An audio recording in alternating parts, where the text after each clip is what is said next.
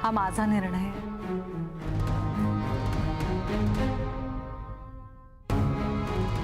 आणि आता मी हे मंगळसूत्र नाही घालू शकणार.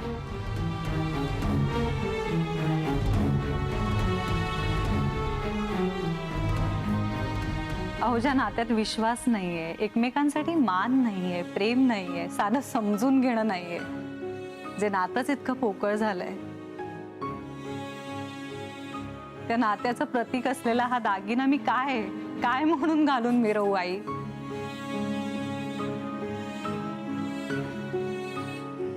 आज मंगळसूत्र घालून मी जगाला फसवू शकते, पण मी जेव्हा आरशात उभी राहते आणि स्वतःला बघते ना,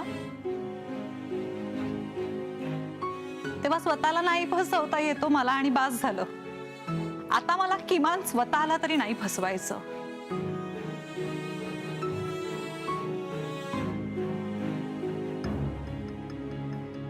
काय बडबड सुरू आहे? कोण कोणाला फसवतंय?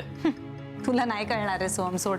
हे बघ शुभ्रा, अरे तू आजपर्यंत नात्याची जबाबदारी घेणं काय असतं हे समजू शकला नाहीयेस, तर त्या नात्याचं ओझं काय असतं हे कसं लक्षात येईल तुझ्या? शुभ्रा, ऐक ना माझं बाळा. बबड्या, तू तरी गप्प. बबड्या, एक्झॅक्टली. थँक्यू आई, मला काय उत्तर द्यायचंय ते कळलं. तुला सोप्या शब्दात सांगू, बबड्याचा ज्या दिवशी सोहम बनशील ना, त्या दिवशी खऱ्या अर्थाने माझ्या गळ्यात मंगळसूत्र घालायच्या लायकीचा होशील.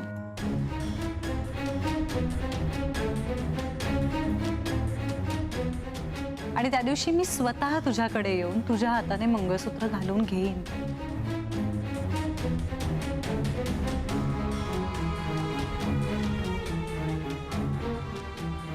काय बोलतेस तू शुभ्रा? अगं खेळ आहे का हा? अगं लग्न झाल्यानंतर स्त्रीच्या आयुष्यातला तिच्यापासून कधीही दूर न होणारा घटक असतो मंगळसूत्र म्हणजे. तू इतक्या सहज काढून दिलंस ते माझ्या हातात. अगं बघ, माझा मुलगा उभा आहे तुझ्या समोर, धडधाकट आहे. मी मान्य करते ना, माझा मुलगा चुकतो, तो खरंच चुकतो. अगं मग तू त्याच्याशी भांड, त्याला ओरड, त्याच्यावरती रागाव, त्याच्याशी अबोला धर. मी तुमच्या ह्या सगळ्यात कधी पडले का शुभ्रा? पण शुभ्रा, मंगळसूत्र हातात काढून देण्याचा अर्थ कळतो का तुला? नाही आई, तुम्ही म्हणताय तसा अर्थ नाहीये त्याचा. हा तुमचा मुलगा तुमच्या समोर धडधाकट उभा आहे आणि त्याला दीर्घायुष्यच लाभावं हीच माझी इच्छा आहे. पण आई, माझा नवरा, आई माझा नवरा कुठे आहे सांगा ना? माझा मित्र, ज्याचा मला आधार वाटावा, तो कुठे आई?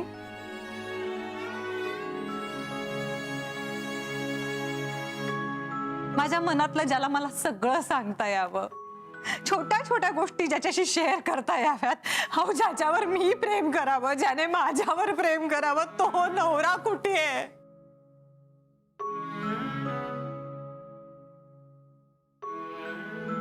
शुभ्रा, अगं म्हणून काय तू हे नातं तोडून या घराशी मी फक्त सोहमला या नात्यातून मुक्त करते आई.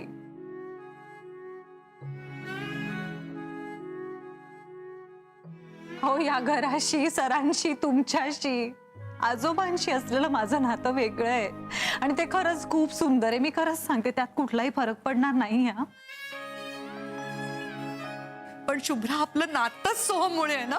आज जर तू त्याचा हात धरून या घरात आली नसतीस तर आपलं नातं जुळलं असतं. असं अहो नाही, मी तिचं आणि माझं नातं नाकारत नाहीये, ते मला मान्यच आहे. मी फक्त तिला समजावून सांगण्याचा प्रयत्न करते, ज्याच्याशी तू हे नातं तोडतेस ना, तोच आपल्या दोघींच्या नात्यातला दुवा आहे शुभ्रा. दुवा होता आई,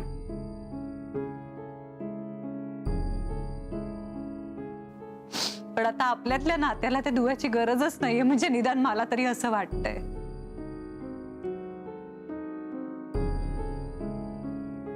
मी तुमच्या मुलाची बायको म्हणून घरात आले ना, त्या आधीच तुमची मैत्रीण झाले होते ना.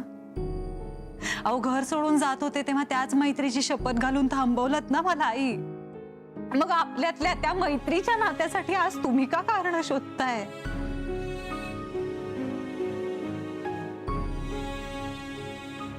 सर, तुम्ही मगाशी यांच्या मुलाला, सोहमला समजवायला त्याच्या खोलीत गेला तेव्हा काय म्हणाला होतो तुम्हाला? मला पूर्वीसारखं जगायचंय. नोकरी हवी पण ताण नको, घर हवं पण मनस्ताप नको, आणि काय होतं ते, घरातल्या कर्तव्यांचा मनावर ताण नको.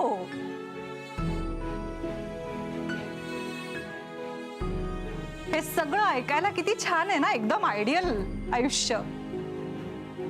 आणि हेच प्रत्येकालाच मग ते आयुष्य हवं, त्याला एकट्याला नाही. आणि आता मलाही ते आयुष्य हवंय.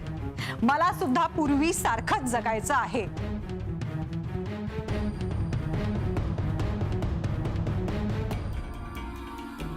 तू मस्करी करतेस माझी?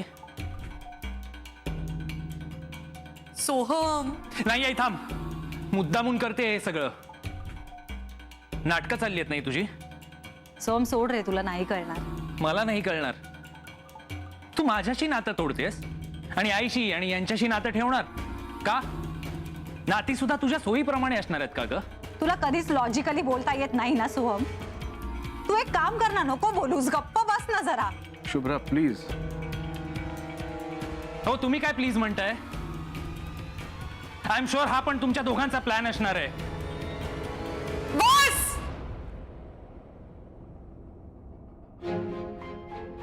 बस झालं, पुरे झालं. खरंच थकले रे मी काय सांगत होते तुम्हाला? आजचा दिवस जरा घरात भांडण नको, आजचा दिवस जरा घरात वाद नको.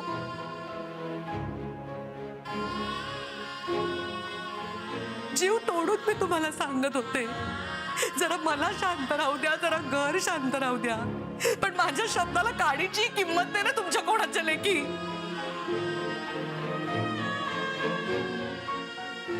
एक दिवस मागत होते तुम्ही, फक्त एक दिवस, अख्ख्या वर्षातला एक दिवस.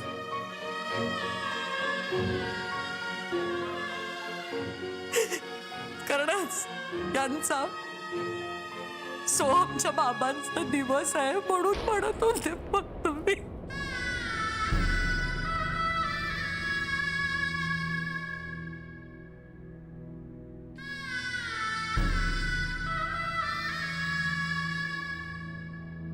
आई आई आई आई आई आई, सॉरी, मला खरंच माहित नव्हतं काही. आई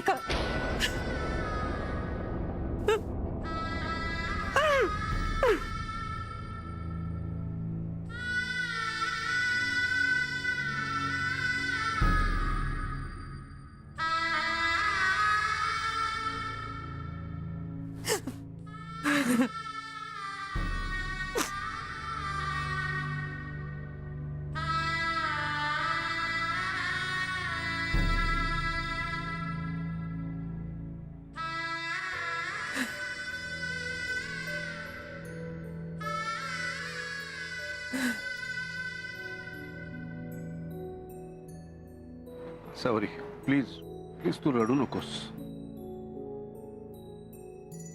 सोहमच्या बाबांचा आज दिवस आहे, मला सांगायचंच ना. माझ्या मुलांनाच कसली पर्वा नाही, तुम्हाला काय सांगणार मी. मलाही नाही असं वाटतंय का तुला? अहो, तसं नव्हतं म्हणायचं मला. सोहमच्या बाबांचं श्राद्धच ना. काळजी करू नको, मी सगळी व्यवस्था करीन. सगळं तुझ्या मनासारखं होईल. बस.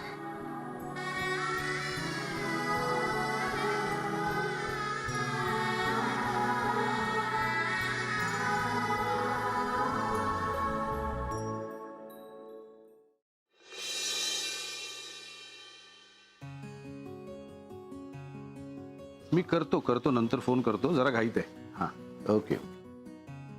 चला, आय एम रेडी. अहो,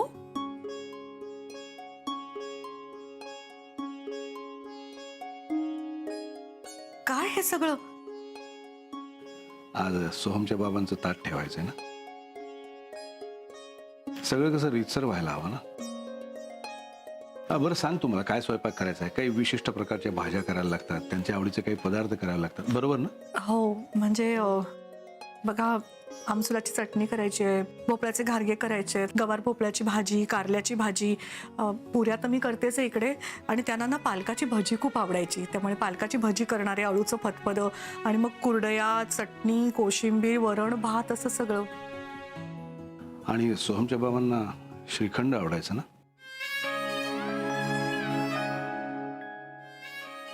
नाही, दत्ताजींच्या बोलण्यातून एकदा ऐकलं होतं. श्रीखंड बनवूया मग. तू रेसिपी सांग, त्याप्रमाणे मी सगळं बनवतो. अहो किती पदार्थ करायचे, तुम्ही एकटे कसे करणार सगळं. आपण ना दोघं मिळून करूया. बा म्हणजे बघा, पुऱ्या झाल्या आहेत ना, मी कारल्याची भाजी टाकायला घेते, गवार मोडून ठेवली आहे, ही ती भाजी पण मी फोडणीला टाकते. तुम्ही एक काम करता का, तुम्ही श्रीखंड बनवता? हो, मी कारली कापतो तोवर. असावरी अगं आहेस ना. काकू. गडबडीत असशील ना. आज प्रभाकरची तीथ आहे. हो, आम्ही स्वयंपाकाला लागलोच होत. अळूचं फतफत आणि आमसुलाची चटणी आणली, चालेल ना. हो चालेल ना. म्हणजे काय काकू, तुम्ही एवढं प्रेमाने करून आणलं, मग ताटातही वाढणार आणि आम्हीही खाणार. बरं सुलभा काकू, आज मी श्रीखंड बनवणार आहे बरं का. प्रभाकरच्या आवडीचं. आणि आसावरी पालकाची भजी आणि भोपळ्याचे घारगे बनवणार असशील ना. तेवढंच ती करणार, बाकी सगळं मी बनवणार आहे. सगळं कसं रीतसर करतोय. सोवळं नेसून स्वयंपाकघरात आलात ना, त्यावरून ओळखलं मी. टोमॅटो फ्रीज मध्ये आहेत ना. घे. दृष्ट काढ नवऱ्याची. एवढा समजूतदार नवरा मिळालाय. कुणाची दृष्ट नको लागायला तुमच्या संसाराला. काय काकू. अगं मनापासून बोलते. बाकीचं सगळं ठीक आहे, पण आज प्रभाकरची तीथ आहे. या दिवशी स्वतः पुढाकार घेऊन सगळं हिरिरीने करणं म्हणजे मन मोठं असावं लागतं. आसावरी, टोमॅटोची भाजी पण करूया. अरे दत्ताजींचा फोन. अय्या, कसे आहेत ते? त्यांना मी विचारलंय म्हणून सांगा. कधी येणार आहेत ते? नाही म्हणजे मुंबईची आठवण येते की नाही, की कोकणातच रमले? हा हा हा, बोला दत्ताजी. हो, तुमचं बोलून झालं की मला फोन द्या. नाही नाही, हे धरम दत्ताजी नाहीत, माझं क्लायंट दत्ताजी.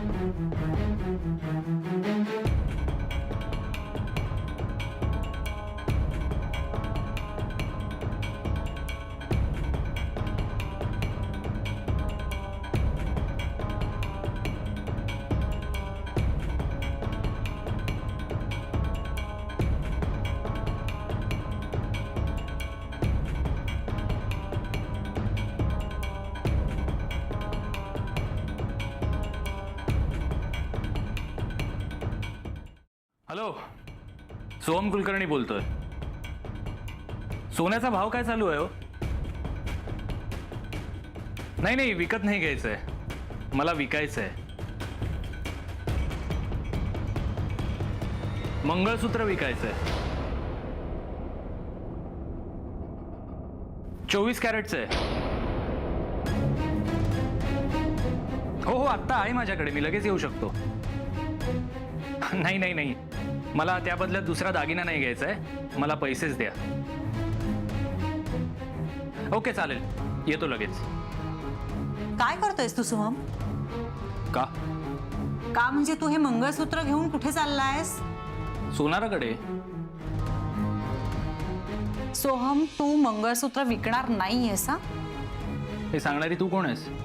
काय संबंध?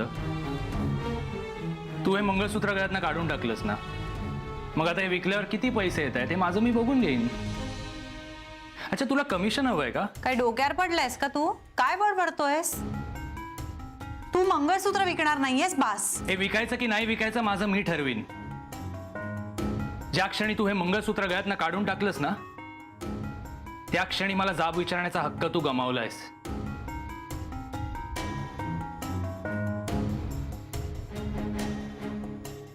आणि आता या मंगळसूत्राचं मी काही करीन, विकीन नाही तर कोणाच्या तरी गळ्यात. सोहम,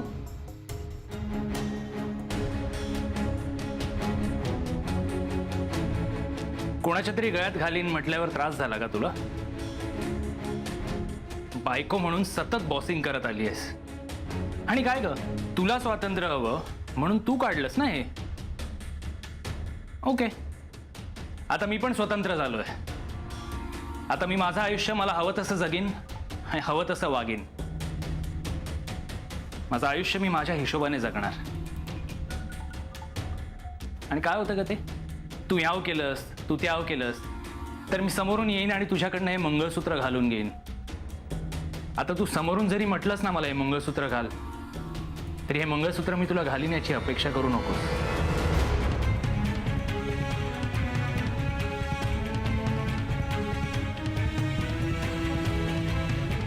अति बोलतोयस हा आता तू.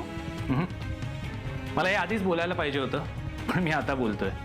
आणि जर आता बोलतोच आहे ना तर ऐकून घे. बायको म्हणजे काय असते ना तुला कधीच कळलं नाही शुभ्रा. हक्काचा नोकर असल्यासारखं मला वागवत होतीस तू.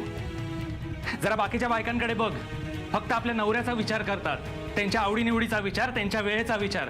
आणि जर का वेळ उरला ना तर मग आपल्या स्वतःच्या करिअरचा विचार करतात. आणि हो, सगळ्यात महत्वाचं, जरी बायको नवऱ्यापेक्षा जास्त कमवत असली ना तरी पण त्या माज नाही दाखवत. नवऱ्याने म्हटलं उठ की उठतात, नवऱ्याने म्हटलं बस की बसतात. करेक्ट आहे. खूपच कमालीचं ऑब्झर्वेशन आहे रे तुझं. पण दुसऱ्यांच्या बायकांना इतक्या बारकाईने ऑब्झर्व करण्यापेक्षा थोडासा वेळ घे आणि बाकीचे नवरे काय करतात हे सुद्धा बघ.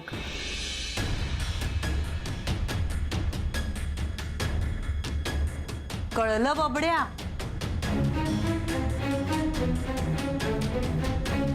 काय म्हणालीस?